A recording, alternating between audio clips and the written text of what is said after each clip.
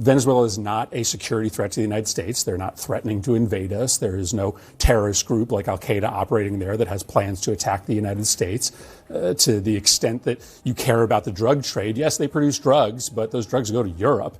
Fentanyl is the drug that's killing Americans. That's not coming from Venezuela. Venezuela produces cocaine. 90% of it is not coming to the United States. This seems to be mostly about oil and natural resources.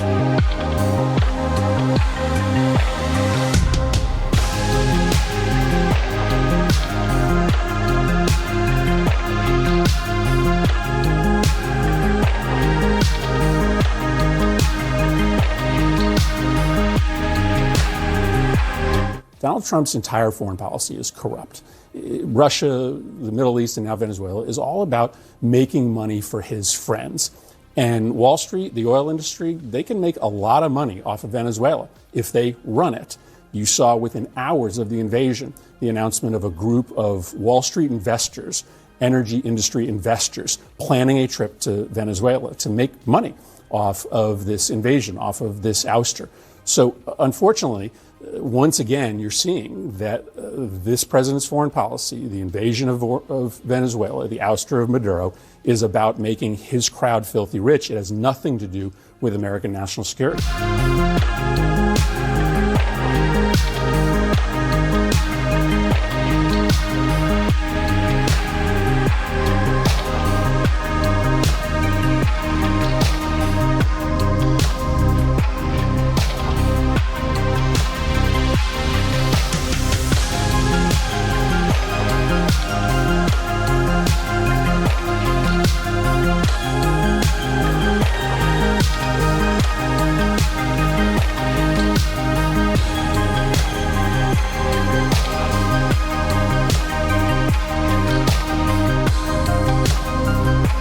U.S. Secretary of State has denied the U.S. is at war with Venezuela following yesterday's attack on Caracas and the capture of Venezuela's President Nicolas Maduro.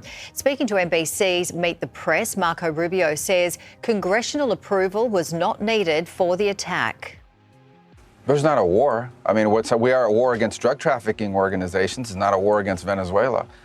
We are enforcing American laws with regards to oil sanctions. We have sanctioned entities. We go to court. We get a warrant. We seize those boats with oil, and that will continue.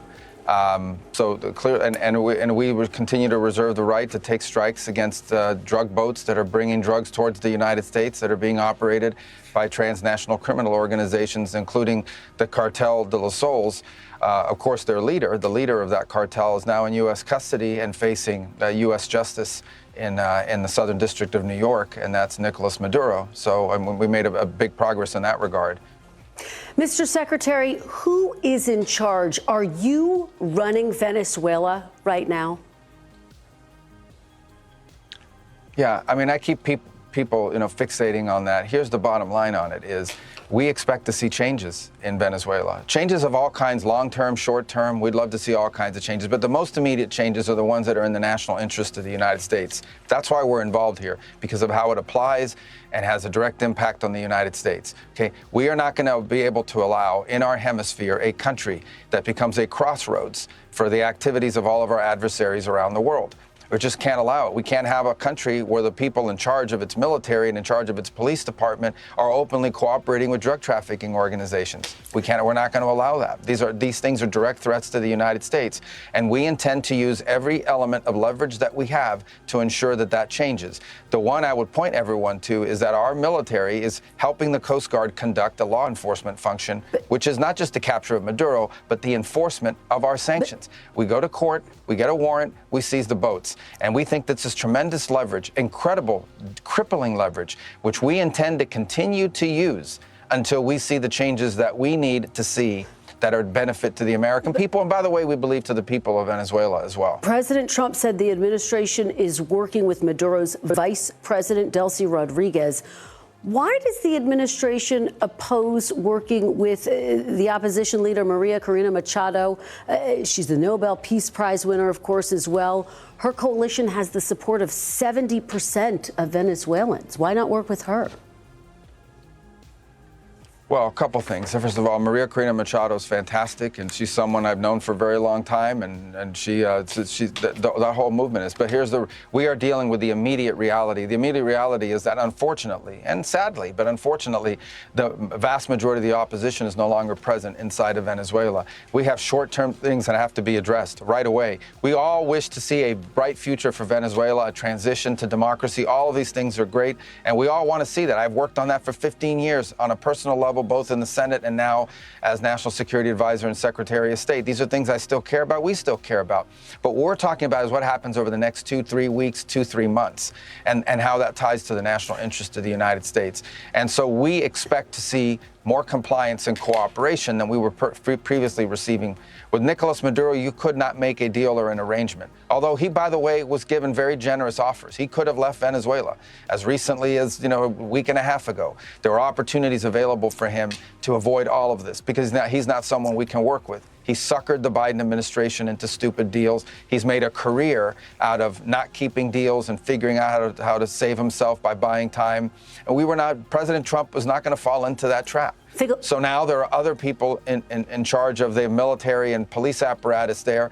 They're going to have to decide now what direction they want to go. And we hope they will choose a different direction than the one Nicolas Maduro picked. Ultimately, we hope this leads to a holistic transition all the way around in Venezuela, societal, political, all of that. We're in favor of all of that. But right now, we have to take the first steps. And the first steps are securing what's in the national interest of the United States and also beneficial to the people of Venezuela.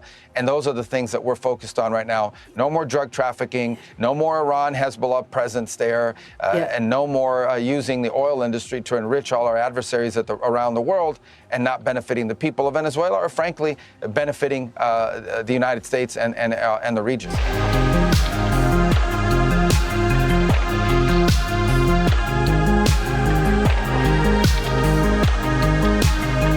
Venezuela's President Nicolas Maduro has been charged with narco-terrorism after being captured by US forces. He's currently being detained in New York and is expected to face court tomorrow.